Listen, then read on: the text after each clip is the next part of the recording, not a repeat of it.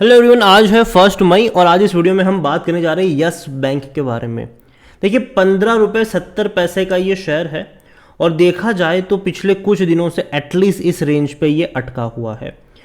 एक बड़ी गिरावट हमने देखी यस बैंक में, जब से इनका जो लॉक इन पीरियड था बैंक्स का 3 साल का, जैसे ही वो ख़त्म हुआ एक बड़ी गिरावट हमें देखने को मिली। और हालांकि वो एक्सपेक्टेड भी थी, मैंने कई बार आपको बताया भी था कि जैसे ही वो ख़त्म होगा एक करेक्शन आएगा, वापस 15 के लेवल पर आपको ये देखने को मिलेगा, लेकिन वहाँ पर खरीदारी के मौके होंगे।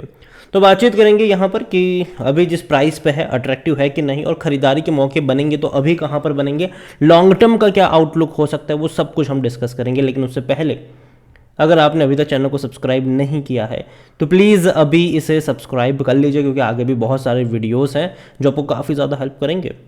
तो 15 रुपये 70 पैसे का शेयर यस बैंक एक महीने में अगर देखो तो एक अटेम्प्ट किया था इसने ऊपर जाने का, लेकिन वापस से गिर गया। और अगर पिछले 1 साल की बात करें तब 13 से 14% की तेज़ी आई है, बड़ी रफ्तार पकड़ी थी। तेज़ी की वजह थी सिंपल यहाँ पर कि दो बड़े फंड हाउस ने खरीदारी करी थी। उसके अलावा अगर हम बात करें तो इनका जो एनपीए था वो इन्होंने ट्रांसफ़र किया था, वहाँ से भी एक मोटा पैसा आना था इनको। तो एक बड़ी रफ्तार देखने को मिली, लेकिन उसके बाद एक करेक्शन आया, फिर अटेम्प्ट किया, फिर करेक्शन देखने को मिले। और जैसे ही खबर देखो, कुछ कंट्रोवर्सी में फंसा है ये, ठीक है। अभी भी इनका जो 81 बॉन्ड है वो कंट्रोवर्सी इनका पीछा नहीं छोड़ रही है। दूसरी जो इन्होंने एनपीए ट्रांसफ़र किया है उसको लेकर सुब्रमण्यम स्वामी अड़े हुए हैं कि भैया यहाँ पर भी कोई घोटाला हुआ है। तीसरी बड़ी बात यहाँ पर यह है कि जो 3 साल का लॉक इन पीरियड था, जैसे ही वो ख़त्म हुआ एक बड़ा करेक्शन हमें यहाँ पर देखने को मिल गया। और देखो, अगर बीच बीच में ये तेज़ी दिखाएगा ना, तो याद रखिए बैंक्स जो है ना, जो बड़ी क्वांटिटी लेकर बैठे थे यहाँ पर, जब यस बैंक डूब रहा था, बर्बाद हो रहा था क्राइसिस के चलते, और तब सबने 10 रुपए के भाव पर खरीदारी करी थी। तो यहाँ से अगर मान लो कि 16-17 पे जाने की अब कोशिश करेगा तो पता चला कि कोई बैंक्स आ गया और आधी क्वांटिटी बेच दी अपनी। तो ये ऐसा बीच बीच में होता रहेगा यहाँ पर। तो इसीलिए जो अभी के नेक्स्ट 3-4 महीने हैं वो थोड़े से भारी रहेंगे। मुझे लगता है कि जब भी अटेम्प्ट करेगा ना ये तेज़ी दिखाने का, 17-18 की रेंज में जाएगा, एक करेक्शन दोबारा से भी देखने को मिल जाएगा, वापस वहीं पर आके अटक जाएगा, ये वापस अटेम्प्ट करेगा, वापस कोई और बैंक बेचने के लिए यहाँ पर रख देगा। तो ये होगा यहाँ पर।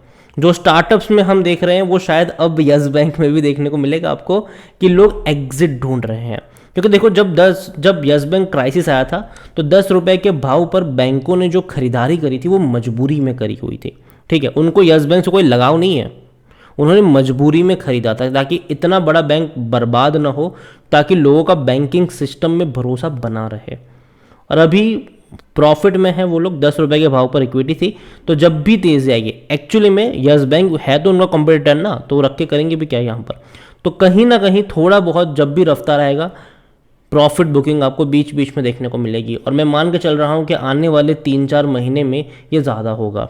उसके बाद धीरे धीरे सेटल होना शुरू हो जाएगा ये, फिर एक रफ्तार की तरफ ज़्यादा नज़र आ सकता है। यस बैंक को लेकर अगर हम बात करने जाए तो यस बैंक का वॉल्यूम अच्छा है, 8 करोड़ तक के वॉल्यूम्स हमें देखने को मिले हैं यहाँ पर। इतना ही नहीं, अगर हम बात करने जाए according to Moneycontrol user, तो 31% लोग कह रहे हैं कि बेचो और भाग जाओ, 69% लोग कह रहे हैं खरीदारी करो। और तो और कंपनी में अगर आप देखोगे डिविडेंड की मैं बात करूँ तो हालांकि पे नहीं किया, जब से क्राइसिस आया था 2019 से पे नहीं किया इसने। 2020 ही वो साल था जहाँ पर इनकी हालत ख़राब हो गई थी। उसके बाद इनके रेवेन्यू घटते गए, आप देख सकते हैं यहाँ पर 29,000 से 26, फिर 20, फिर 19, लेकिन 23 में एक अच्छा रिलीफ आया, 22,700 करोड़ का रेवेन्यू है, जो कि जंप के देखने को मिला। और अभी यहाँ से हो सकता है कि और बड़े रेवेन्यू आपको आने वाले फाइनेंशियल ईयर्स में देखने को मिलेंगे यहाँ पर, क्योंकि देखो जो बुरी चीज़ थी वो पीछे छूट चुकी है। जहाँ तक बात करें प्रॉफिट्स की, तो प्रॉफिट भी अच्छा हुआ है पिछले 2 सालों में।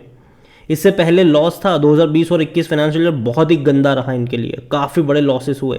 लेकिन 22 में 1065 करोड़ का मुनाफा हुआ और 23 में 736 करोड़ का मुनाफा हुआ, जो कि कम है 22 के मुकाबले। लेकिन उम्मीद करेंगे कि आने वाले क्वार्टर्स में चीज़ें बेहतर हो और इनके प्रॉफिट्स और रेवेन्यू दोनों में ही हमें रफ्तार देखने को मिले। एक बड़ी अपडेट्स यहाँ पर ये भी थी कि फाइनेंशियल ईयर 2023 में कुछ बैंकिंग शेयर थे जहाँ पर एफपीआईज ने अपना स्टेक बढ़ाया है, फॉरेन पोर्टफोलियो जिसको हम कहते हैं यहाँ पर। उसमें yes bank, IDFC first bank और एक्सिस बैंक है जिसमें खरीदारी हुई है। फॉरेन पोर्टफोलियो इन्वेस्टर्स ने अपनी होल्डिंग को बढ़ाया है और काफ़ी हद तक बढ़ाया है। तो ये बड़ी बात है कि फाइनेंशियल ईयर 2023 में बड़ा इन्वेस्ट अगर हम देखें तो यस बैंक में भी है, आईडीएफसी में भी है और एक्सिस बैंक में भी है। अगर कंपनी के क्वार्टरली परफॉर्मेंस देखें तो अच्छे हैं, आप देखिए यहाँ पर इंक्रीज हुए हैं।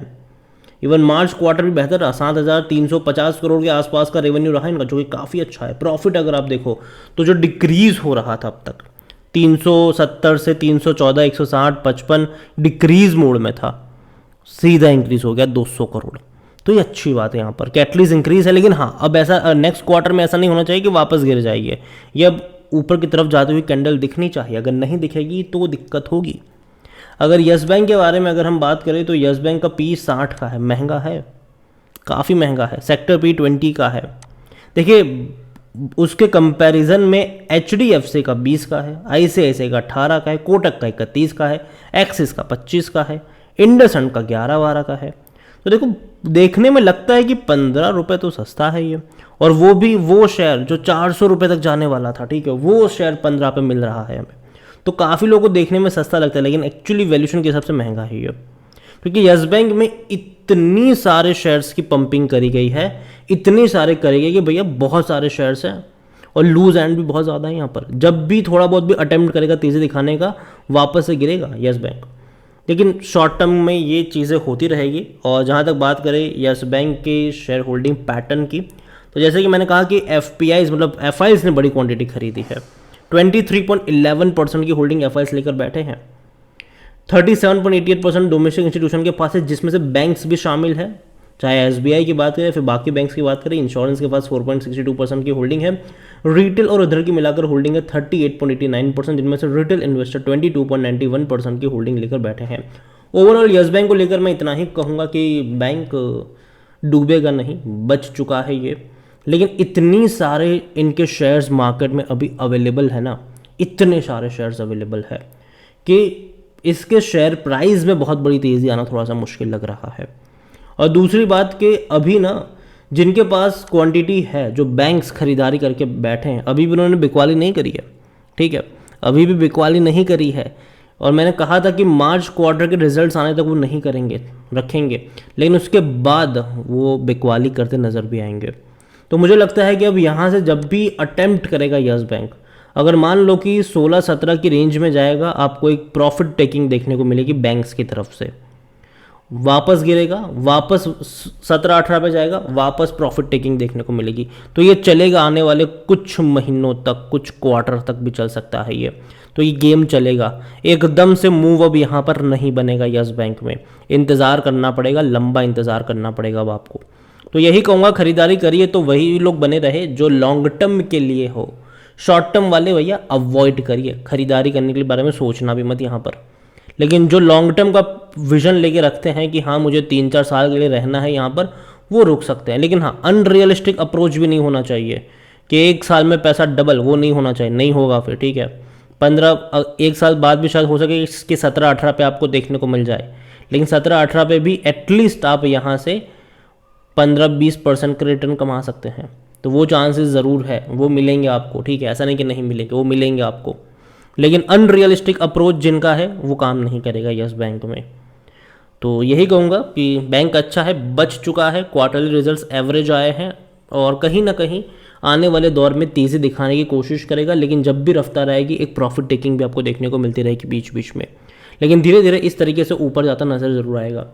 तो खरीदारी करिए, बने रहिए, लेकिन वही लोग बने जिनका लॉन्ग टर्म का विजन है, ठीक है।